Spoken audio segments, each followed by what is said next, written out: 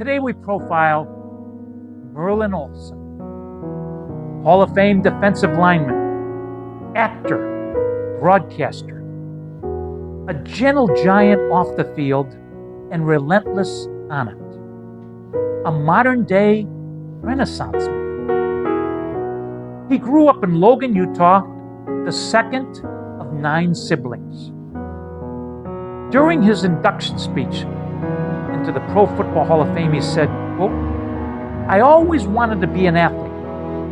That was a desire I carried from a very young age, and unfortunately, with feet and hands that didn't quite match the rest of the body, and the ability to fall down on flat sidewalks, I was not very impressive to my coaches. In fact, although my name was on the sign-up sheet, usually first or shortly thereafter, I was also one of the first cut from all of those teams. And things got so bad, finally in the 9th grade, my junior high school coach pulled me aside and said, 'Merlin, why are you doing this to yourself? Why don't you use this energy and apply it to some other field? Go work on the school paper. Find a place to use this energy, because our job here at the junior high school is to develop those athletes for the high school, and you are never going to be an athlete. Just let it go.'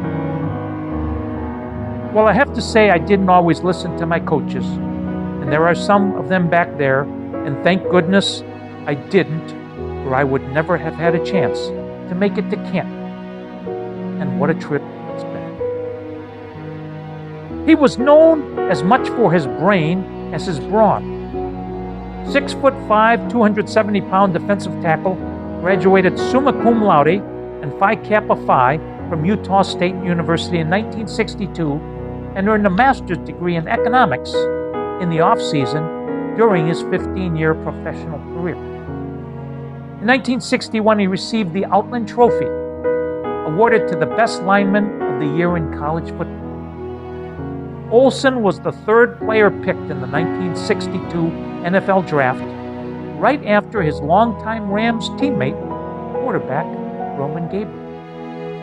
His first contract was for $25,000, plus a small signing bonus. Soon he became a key part of one of the best front fours in NFL history, known as the Fearsome Foursome. Lamar Lundy, number 85, Merlin Olsen, 74, Rosie Greer, 76, and fellow Hall of Famer Deacon Jones, 75. He played defensive tackle for the LA Rams for 15 years, from 1962 to 1976, and only missed 2 games. He played in 14 Pro Bowls. He was elected to the Pro Football Hall of Fame in 1982, and he was named to the College Football Team of the Century.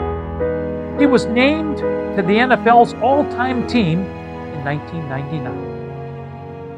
He became an actor with leading roles in Little House on the Prairie, Father Murphy, and Aaron's Way. In 1977, Merlin was tapped to play Michael Landon's new sidekick, Jonathan Garvey, for several years. One memorable quote from his character's son, Andy Garvey, quote, "My pa doesn't know anything about football," came when Andy's friend suggested that Jonathan coach their little football team. He also played the starring role of John Michael Murphy in the 1981 to 83 NBC television drama series, Father Murphy. Merlin Olsen served as a television color commentator, teaming mostly with Dick Enberg on NBC's coverage of the AFC during the late 70s and almost all of the 80s. He and Enberg also teamed for 4 Super Bowls, as well as 9 Rose Bowls. Olsen also worked Super Bowl 13 in 1979 with Kurt Gowdy and John Brody. In 1983, he was the Grand Marshal of the Rose Bowl Parade, and later that day broadcast the Rose Bowl game. He was also the national spokesperson for FTD Florist, and he would hold that bouquet in his huge hands and made it look like a But it's a two-edged sword, Dick. If they get too high, if that He was anxiety sets in, a spokesman for Children's Miracle Network since its inception in 1983 and helped them raise more than $1.5 billion for Children's Hospital. He was affectionately known as the Gentle Giant. A few quotes from Merlin Olsen. The focus of my life begins at home with family, loved ones, and friends. I want to use my resources to create a secure environment that fosters love, learning, laughter, and mutual success. I will protect and value integrity. I will admit and quickly correct my mistakes. I will be a self-starter.